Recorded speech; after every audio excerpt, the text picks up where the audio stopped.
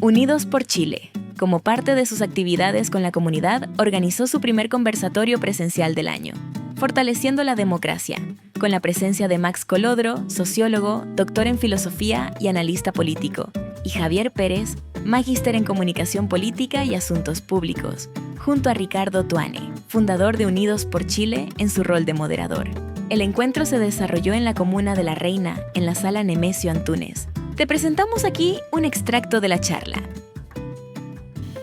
La idea de esto es desafiarnos con lo siguiente. Lo primero, y partimos, ¿es la democracia efectivamente la mejor forma de gobierno?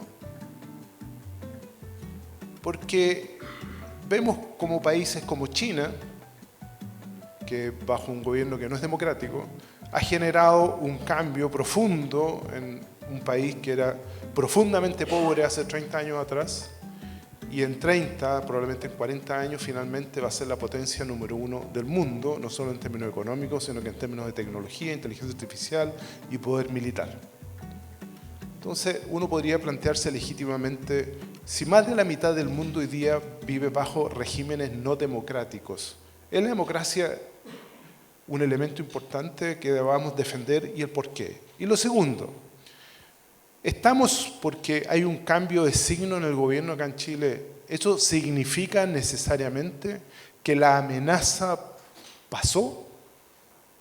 ¿Significa necesariamente que quienes hoy día van a hacer oposición van a esgrimir solo herramientas democráticas cuando en el pasado intentaron destituir un presidente elegido democráticamente y lo intentaron 3 veces? Por lo tanto, uno legítimamente puede preguntarse, primero, ¿es la democracia nuestra mejor forma de gobernarnos? Y lo segundo, en Chile en particular, ¿la amenaza efectivamente pasó? ¿O nuestra memoria es tan corta que queremos simplemente creer que eso es así? Y con la elección de José Antonio Kast como presidente estamos todos tranquilos porque aquí hemos vuelto a lo que era el Chile de hace 10 o 15 años atrás. Max. Esas preguntas son como para que las empiece a responder Javier, yo creo, ¿no? Lo que me queda claro es que si uno puso el Unidos por Chile puede ser ministro, presidente de la República. Sí, viendo la foto, así que Max, ojo. Voy a tener cuidado. Muchas gracias, Ricardo, por la invitación. Me siento muy honrado de compartir hoy día con ustedes en un momento muy particular en el cual estamos viviendo un cambio de gobierno que probablemente hasta hace muy poco tiempo habría sido impensado, que José Antonio Kast pudiera no solo ganar una elección, sino que pudiera ganar una elección casi con un 60% del electorado respaldándolo.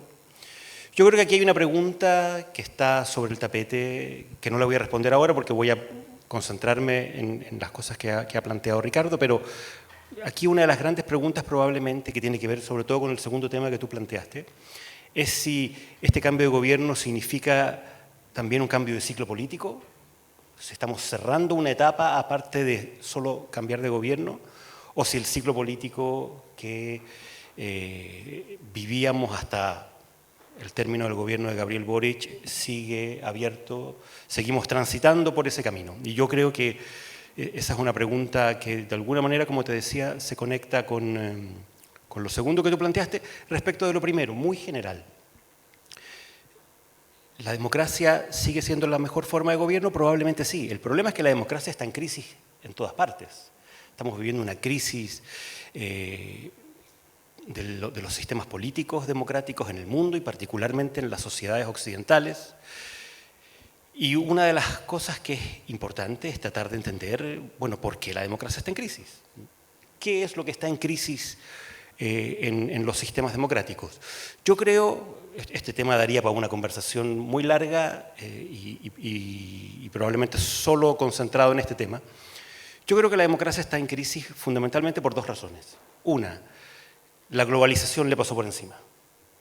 Es decir, aquí hay dinámicas económicas, comerciales, geopolíticas, lógicas de poder, lógicas culturales, tecnológicas, civilizatorias podríamos decir, que pasaron por encima de los estados nacionales. Los estados nacionales son una criatura histórica relativamente reciente, surgen en el siglo XVIII, los estados modernos tal cual los conocemos hasta el día de hoy, con la Revolución Francesa y con la Revolución Independentista de Estados Unidos, y esta globalización que estamos viviendo hoy día le está pasando por encima.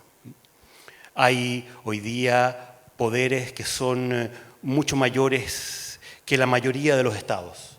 Por ejemplo, esto que se llaman en Estados Unidos los TTC, los Techno Trillion Clusters, es decir, estas grandes corporaciones que manejan los datos y la información, que son las que nos proveen de servicios como el Internet, como el correo electrónico, como WhatsApp, las que nos mantienen hoy día conectados.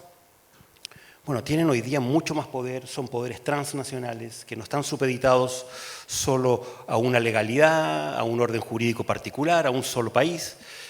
Tienen una dimensión global, planetaria, y tienen un poder gigantesco. Hoy día los estados nacionales, Estados Unidos en primer lugar, Europa Occidental siguiéndolo, son estados que en rigor están en quiebra.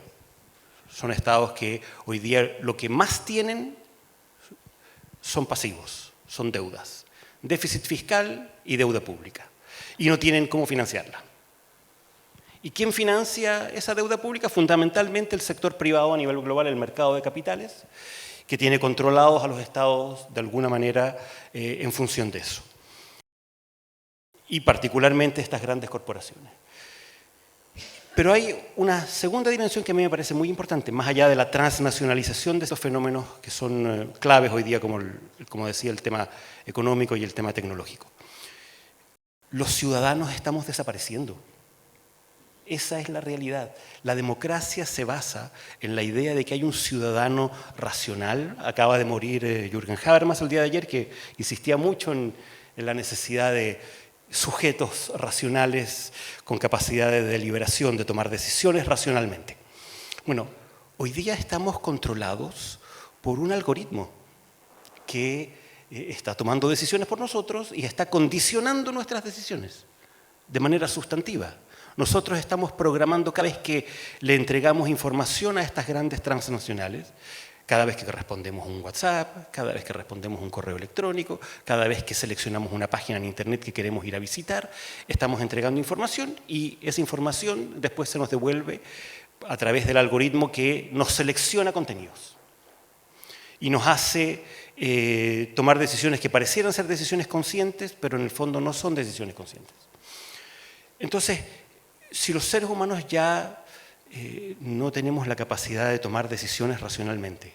Antes del algoritmo hubo un señor muy importante a mediados del siglo XX que descubrió que estábamos sometidos a un algoritmo interno, que es todavía más dramático que el algoritmo que hay fuera de nosotros en el computador.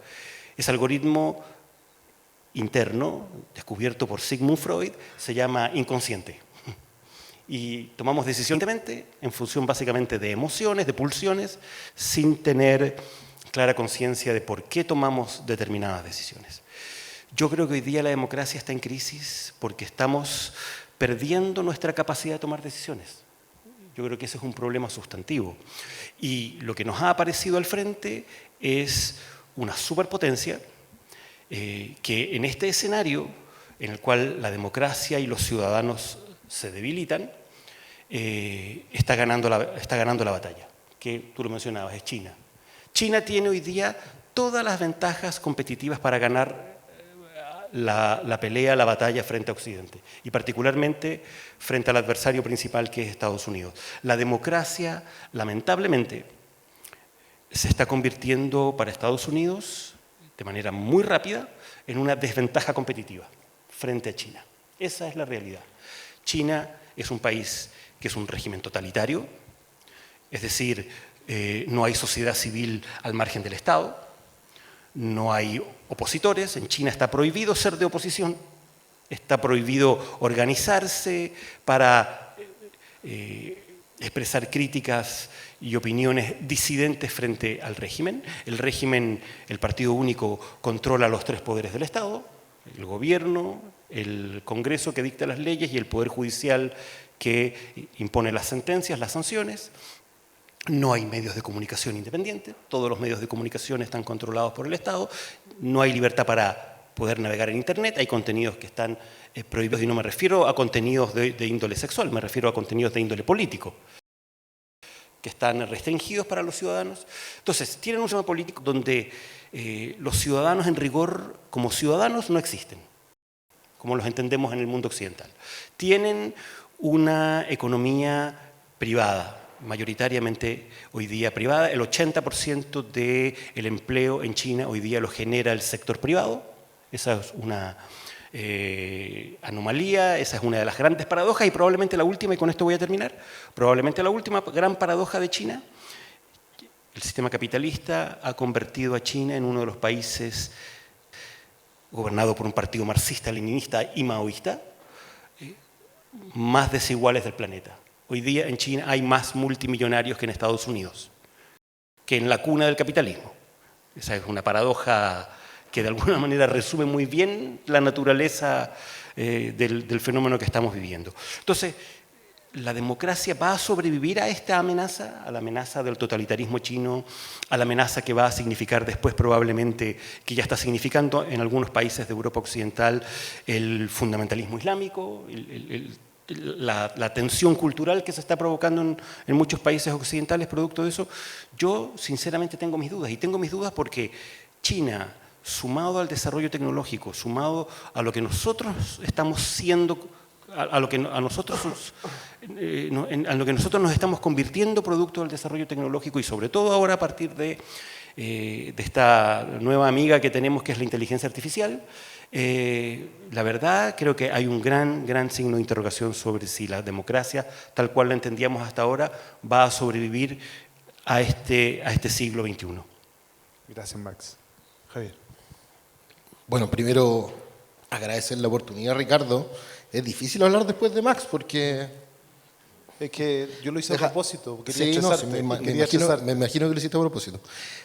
Aunque Max se ve más joven, Max fue mi profesor, entonces gran parte de lo que yo sé, lo sé por Max, pero bueno, a ver, vamos viendo algunos puntos. A ver, yo pensé que tú ibas a ser más filosófico, pero creo que yo voy a ser más filosófico en el análisis, más desde la praxis. Fíjate que, a ver, hay una primera cosa a propósito del fallecimiento de Habermas. Para los que estén interesados, busquen un texto que se llama Principios prepolíticos del Estado, que fue la discusión filosófica respecto a la democracia y al Estado liberal que tuvieron Jürgen Habermas y el Papa Ratzinger en la Academia Católica de Baviera en el año 2004. Es un texto fascinante para los que puedan leerlo, por favor, porque ahí se parte de un principio, como bien lo dice el análisis del texto, que es los principios prepolíticos, ¿no? Y lo que plantea en ese momento Cardenal Ratzinger, antes de ser el Papa Benedicto, es que efectivamente la cultura judeo-cristiana occidental es muy fundamental en los principios prepolíticos de la democracia liberal.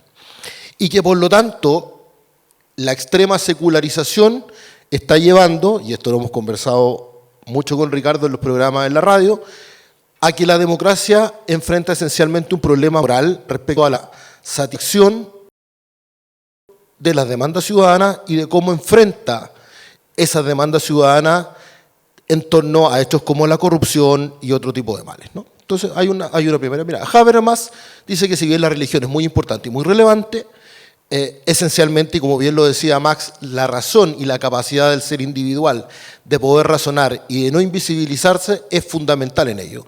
Ambos parten de la premisa de los derechos prepolíticos. Uno señala en el fondo que la cultura judeo-cristiana occidental es muy relevante y que por lo tanto esos valores que son de carácter religioso son relevantes, y Habermas, si bien lo reconoce, dice, mire, yo reconozco que son importantes, pero finalmente la raza y la visualización del individuo pasan a ser fundamentales. Y aquí hay un segundo elemento, hace 2 semanas atrás, cuando Marco Rubio expone, también en Alemania, respecto a la realidad de Europa, ¿no? Y a propósito de esto, y por lo tanto, y Rubio plantea una cuestión bien, lo voy a decir en términos bien simples, ¿no? Pero lisa y llanamente lo que dice, mire, ustedes durmieron la siesta, lo que hubo aquí en Europa fue básicamente un desmembramiento cultural.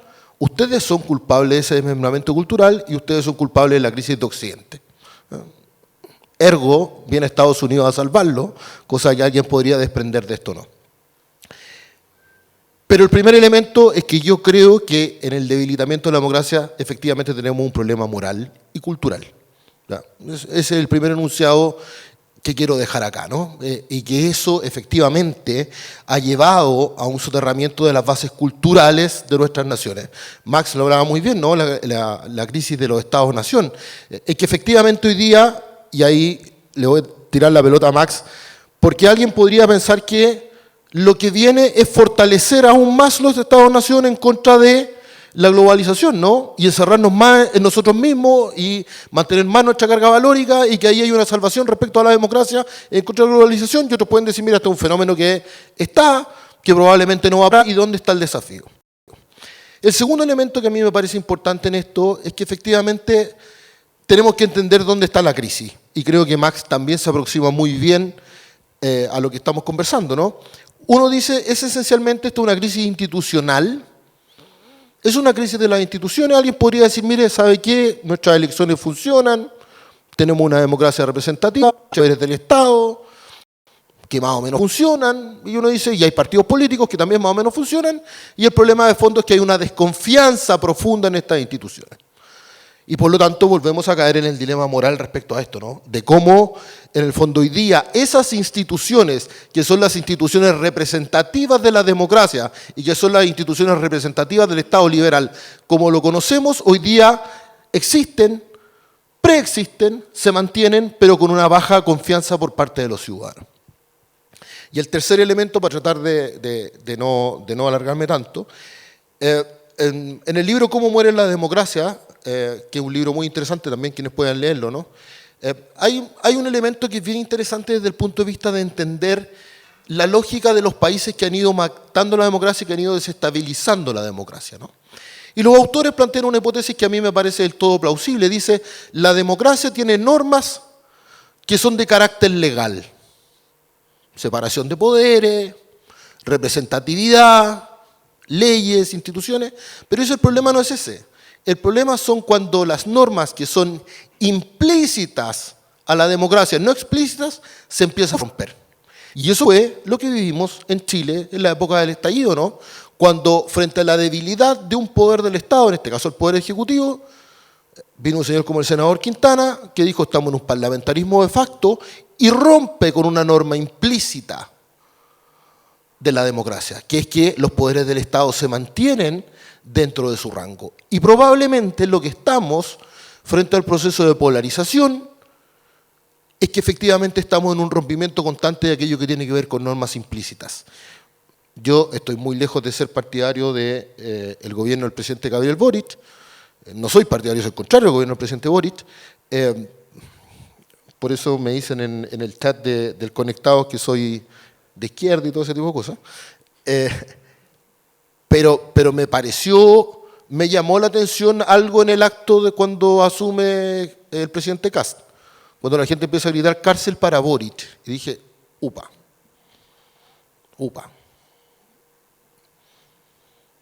Aquí hay cosas que hay que mirar y que hay que observar. Y aquí vuelvo a lo mismo, y vuelvo a lo que hemos hablado tantas veces con Ricardo. Hay una dinámica moral y ética detrás de esto. ¿Tendrá que ser juzgado el presidente Boric si es que hay alguna manera? Por supuesto que sí. Pero hay normas implícitas que hay que respetar, porque si no, lo que está pasando con el proceso polarizante que estamos viviendo es que efectivamente estamos haciendo ciertas cosas y ciertos llamados que a mi parecer, solo van a ir profundizando la crisis. Y por lo tanto, desde esa perspectiva, creo que hay. Y respecto a lo que planteaba, y no quiero dejar de responderle a Ricardo, claro, China es una superpotencia, etcétera, y está muy bien, pero ¿en base a qué? Yo soy un creyente de que la dignidad humana está por sobre cualquier cosa, ¿no? Y que por lo tanto lo que hace la dignidad humana es cuidar esencialmente aquellos valores fundamentales de la sociedad, ¿no? Cuando Hegel decía que el Estado era esa estructura que lo que buscaba era la moralidad y la virtuosidad de los ciudadanos, y que lo que tenía que proponer el Estado era que los ciudadanos pudieran desarrollarse de la manera más virtuosa posible.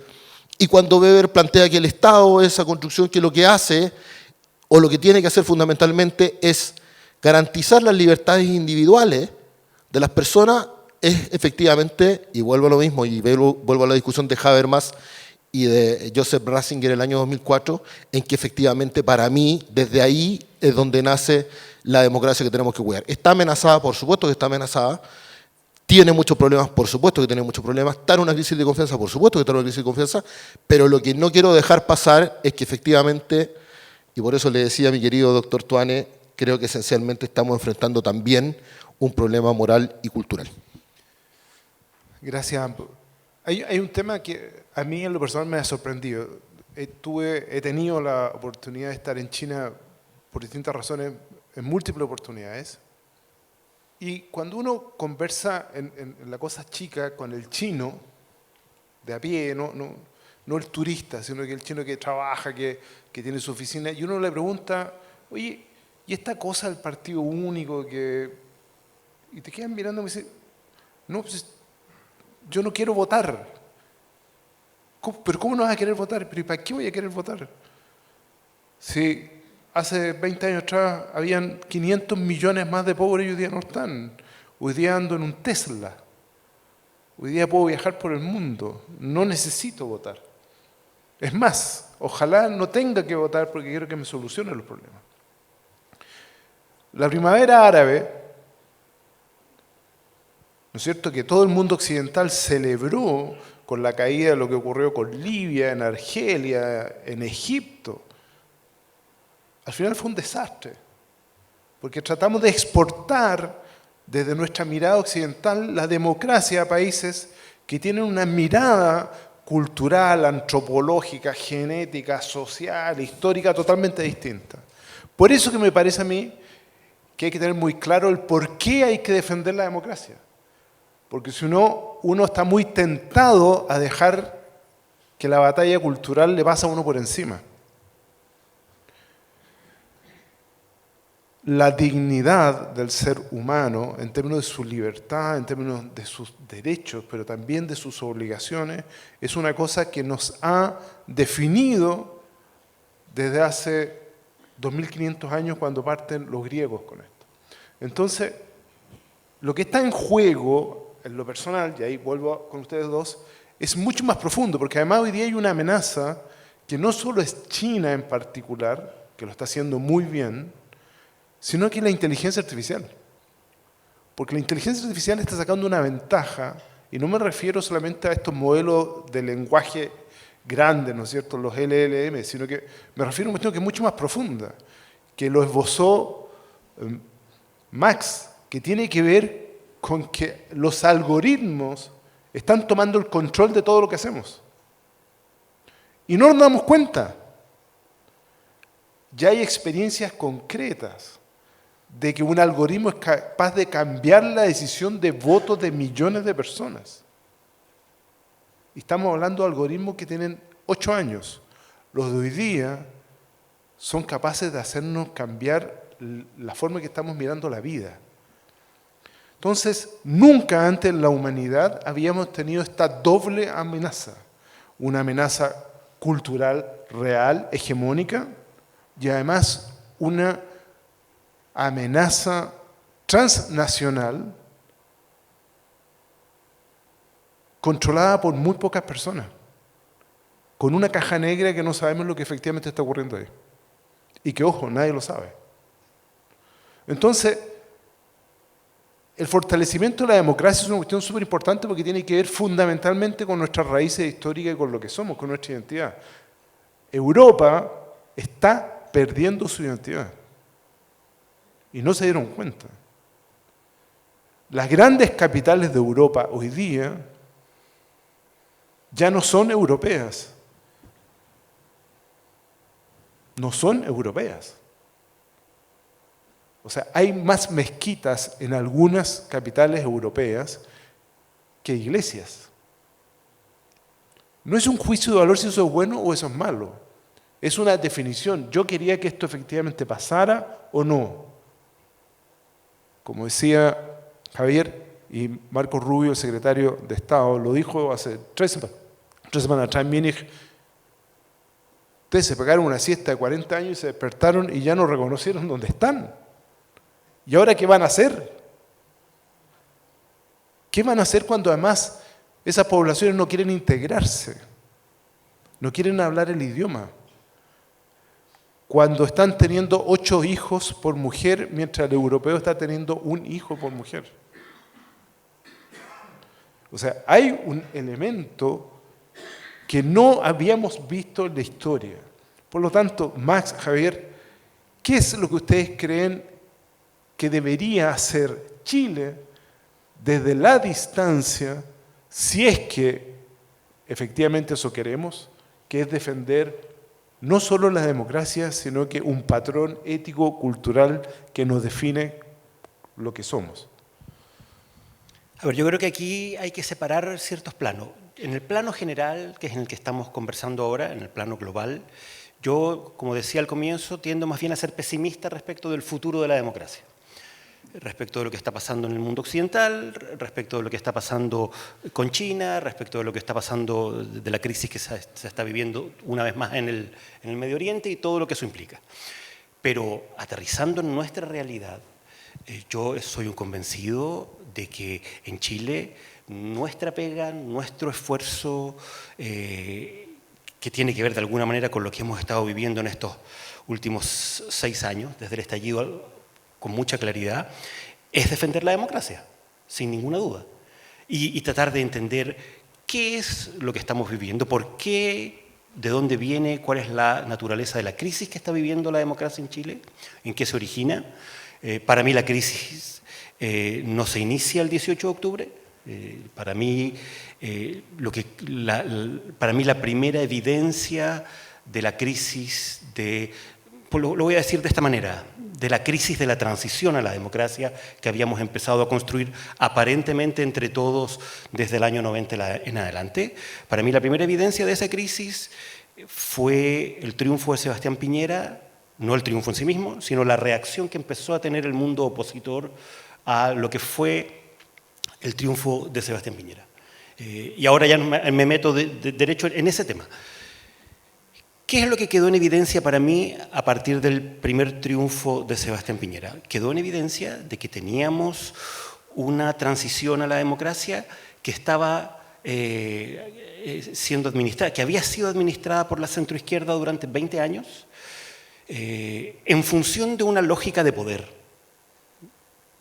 Es decir, a partir del momento en el que la centroizquierda pierde el poder en Chile, lo que empieza a hacer la centroizquierda muy rápidamente es empezar a cuestionar la legitimidad del proceso democrático en Chile, a cuestionar la legitimidad de nuestras instituciones y, en primerísimo lugar, poniendo obviamente en la primera prioridad lo que correspondía cuando uno ya está en esa lógica, cuestionando la Constitución. El proceso, la apertura a un proceso constituyente, la instalación del proceso constituyente adquiere relevancia en Chile, no porque lo estuviera planteando el Partido Comunista. El Partido Comunista había planteado siempre la ilegitimidad de la Constitución. El Partido Comunista nunca cambió de opinión respecto de eso.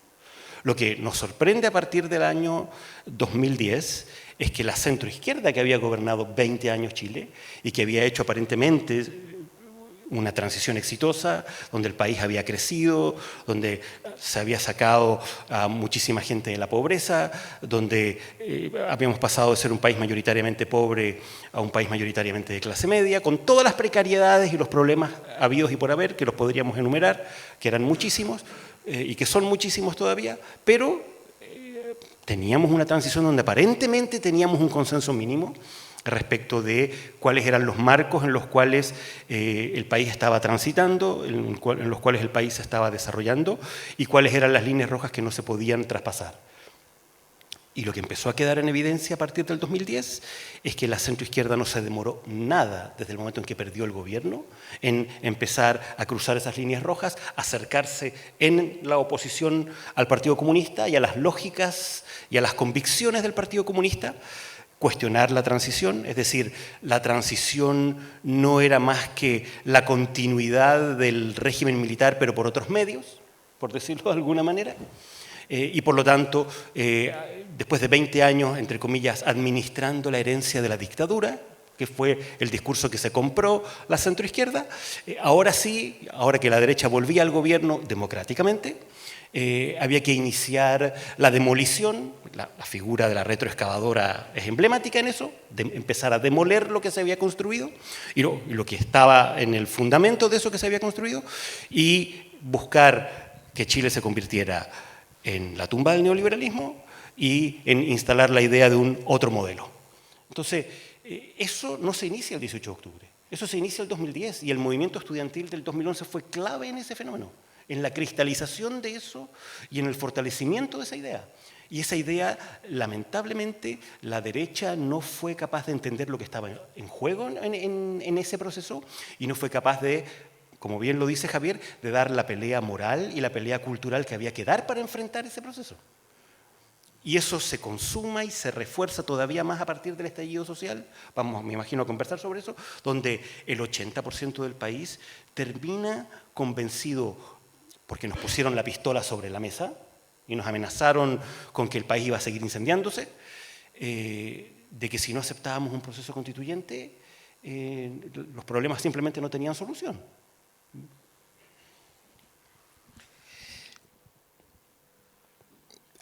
Conversaba hace algún tiempo atrás con un decano bien destacado, Claudio Ortegui, decano de la Facultad de Comunicaciones de la Católica de Valparaíso, ¿no? Y hablamos precisamente de qué es lo que había pasado con la democracia, y hablamos del estallido, y hablamos de hartas cosas. Y Claudio sostenía una de las cosas, ¿no? Dice, bueno, creo que la pérdida de la educación cívica y de la formación escolar ha sido fundamental en cierta generación. Y eso ha ido muy en detrimento de lo que tiene que ver con la institucionalidad y con el entendimiento de la democracia y de la institucionalidad como un valor importante y relevante. Y me decía, mira, yo cuando empecé a hacer clases en la Católica de Valparaíso, en el Centro de Alumnos de Periodismo, me decía, la lista anarquista sacaba 3, 4, 5, 6% de los votos, listas de Centro de Alumnos. Y previo al estallido, las listas anarquistas sacaban 25, 26, 27% de los votos. Me dijo, y nunca lo vi venir. Y me di cuenta, cuando lo tuve enfrente y cuando choqué con esto, en que efectivamente había un detrimento moral respecto a la formación de los jóvenes y cómo eso iba en detrimento del cuestionamiento de la democracia y de la institucionalidad en Chile.